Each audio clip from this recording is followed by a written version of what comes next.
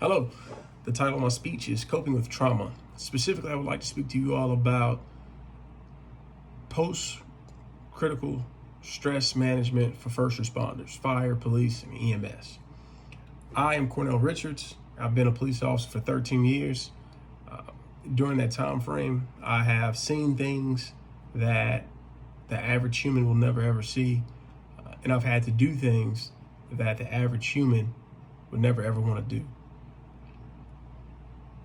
About 5 years ago, I responded to an armed robbery in progress. Upon arrival, I heard the sound of shots being fired inside the business. I ran toward the sound of the shots. The suspect emerged from the business, pointed a firearm at me, and began to fire. I returned fire.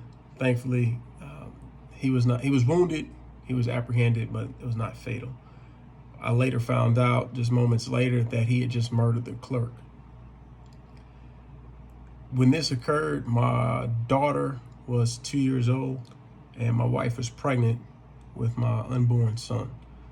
As you can imagine, nobody, contrary to popular belief, signs up to go into this type of work to use deadly force against another human being. And even when it's justified, it is counterintuitive to our genetic makeup to use or apply deadly force on another human being.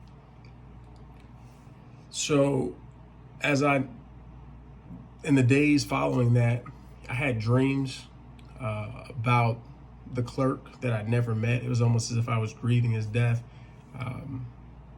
I experienced things physically and emotionally following this incident that I didn't really know how to put into words.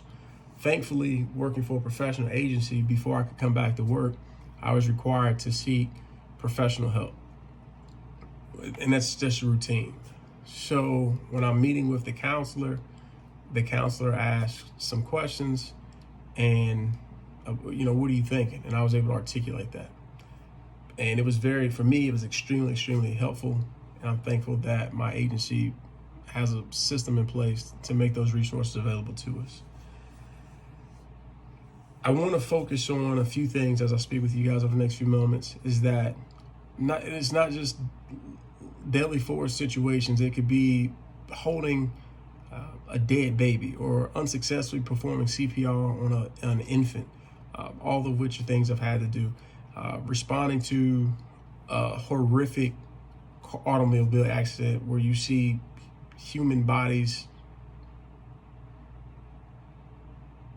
torn apart. These are all things that fire, EMS, police officers have to deal with on a regular basis. And for those reasons, these officers, paramedics, firemen, they need to be able to feel comfortable to ask for help.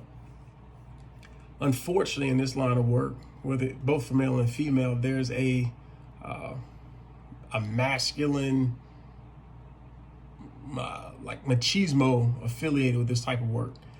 And the thought of saying, hey, I'm not feeling right, or I'm not really sure how to navigate these feelings, is stigmatized.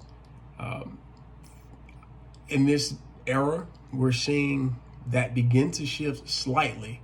However, traditionally in this line of work, the belief is this is what you do, suck it up, pick yourself up by your bootstraps, and keep on pressing. I mean, this is the only work where you can literally respond to a homicide scene, process evidence, interview witnesses at a murder scene, and then be expected to write your report, grab a meal at the drive-thru, and head on to the next noise complaint call. There's no other work like that in the world. So with that being said, there's a gross stigma historically attached with saying I need help. And because of that, officers are often afraid to ask for it. But it was my experience from going through therapy with a professional counselor and then finding out about additional resources with peer-to-peer counseling that really allowed me to identify what I was dealing with and then navigate those roads. What happens when officers do not get the help that I was afforded or are afraid to ask for it, you'll see situations where suicides occur.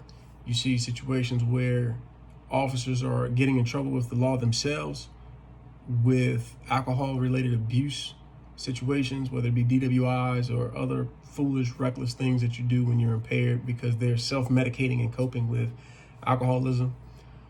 Police, fire, EMS have the highest divorce rate of any profession.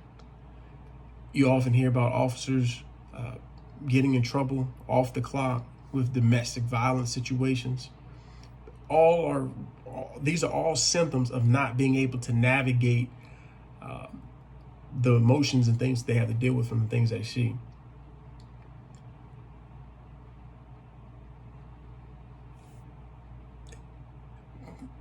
For me, when I spoke with a counselor, I'll give you a specific example. When I spoke with the counselor, she asked me, "What are you thinking right now?" And my response was, "I'm thinking you have no clue what it's like to look down the barrel of a firing gun. You have no clue what it's like to have to make the decision to use deadly force upon another human being." And she immediately took what I said, tore my guard all the way down, and reiterated that she had no clue, which created a safe environment for me to begin to speak about the things I'd experienced. One thing that kind of stood out for me is in the moments following the shooting, I was actually having flashbacks to earlier that evening when I was playing with my daughter. And what she explained to me was that in moments of trauma, the brain has a built-in surge protector. And what that does is take you back to a happy place so that your body can still function without shutting down.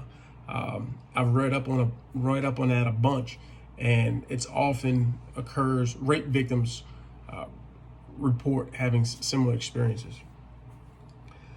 Also, when you speak with a counselor, you have the opportunity to things that you may deal with privately, where you're like, "Man, I'm going crazy," or maybe "I'm not built for this," whatever the case may be. That counselor is then able to normalize your abnormal feelings. Because again, we're talking about folks who are doing or seeing completely abnormal things.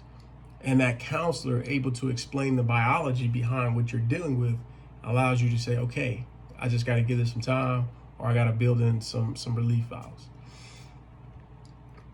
I want to urge anyone that's in public service as a first responder, loves a first responder, or even knows a first responder, to encourage them to go talk to someone.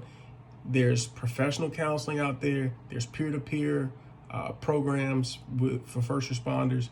And please, please, please, a shocking statistic is that first responders, fire, EMS, and police are more likely to die